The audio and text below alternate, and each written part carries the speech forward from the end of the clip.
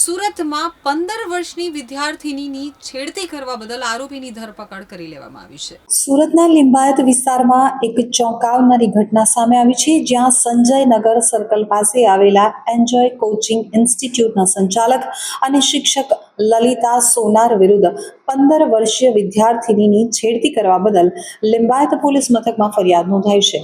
તો પોલીસે આરોપીની ધરપકડ કરી લીધી છે. ધોરણ 11માં ભણતી પીડિત વિદ્યાર્થિનીએ ઘરે રડતી હાલતમાં જોઈ તેના પિતાએ તેની માતાને જાણ કરતા તેઓ નોકરી ઉપરથી ઘરે દોડી આવ્યા હતા.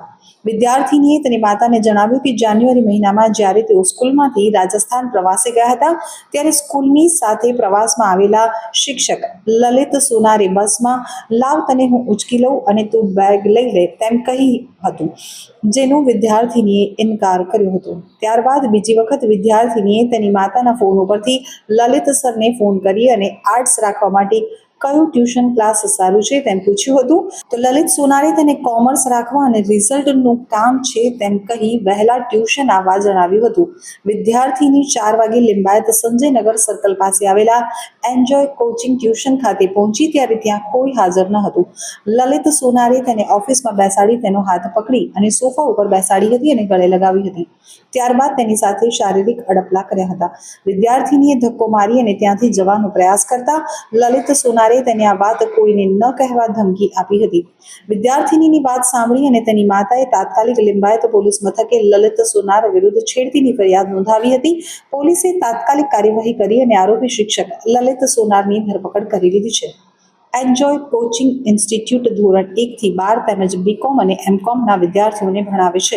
આ ઘટનાને પગલે વિદ્યાર્થીઓ અને વાલીઓમાં ભય તેમજ રોષનો માહોલ જોવા મળી રહ્યો છે. પોલીસે આ મામલે વધુ તપાસ હાથ ધરી છે. સુરત શહેરના લિંબાયત પોલીસ સ્ટેશન વિસ્તારમાં એક બનાવ બન્યો હતો. આ બનાવ અનુસંધાને જે બેન છે એમણે આવી અને પોલીસ સ્ટેશન ખાતે ફરિયાદ નોંધાવી હતી.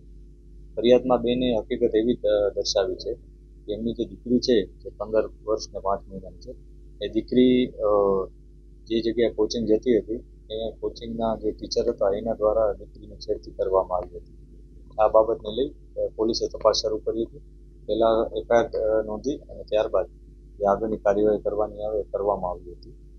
જે ઘટના છે એમાં દીકરીએ એવું જણાવ્યું કે ગઈ 15 તારીખે આ દીકરી સાથે આ જે વ્યક્તિ છે આરોપી, એણે થોડીક એમના સાથે છેડખાની કરી હતી. છેડખાની કર્યા પહેલાં પણ અગાઉ પણ આવો જ પ્રકારનો બનાવ બન્યો હતો. અને એ પ્રકારે દીકરીએ એવું પણ જણાવ્યું કે ગઈ જાન્યુઆરીમાં પણ આ જે કોચિંગ જે ટીચર છે એણે દીકરી સાથે બહારે ગયા હતા ત્યારે પણ છેડતીનો હરકત કરી હતી.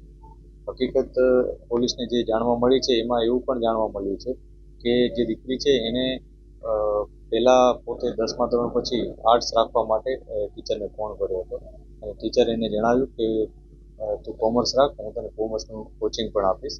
એ પ્રકારે એને આ દીકરીને પોતાની અલગ સ્ટ્રીમ પણ બદલાવવામાં એને આવી રીતના મિસગાઈડ કરી. ખૂબ જ સંવેદનશીલ બાબત છે આ, અને મારી દીકરી છે એની સાથે આ ઘટના બની છે. કેમ કે જે ટીચર પાસે ભણવા જતી હતી અને એને પહેલાં તો મિસગાઈડ કર્યું અને મિસગાઈડ કરીને એને પોતાને ત્યાં કોમર્સમાં એડમિશન લેવડાવીને પોતાને ત્યાં કોચિંગ માટે બોલાવે અને કોચિંગમાં આ પ્રકારની હરકત કરી છે. દીકરીની ઉંમર નાની છે એટલે અમે ખૂબ જ સંવેદનશીલતાપૂર્વક આ તપાસ કરી રહ્યા છીએ અને જે આરોપી છે એને અરેસ્ટ કરી લેવામાં આવેલ છે અને આગળની જે કાર્યવાહી હોય કરવામાં આવી રહી છે.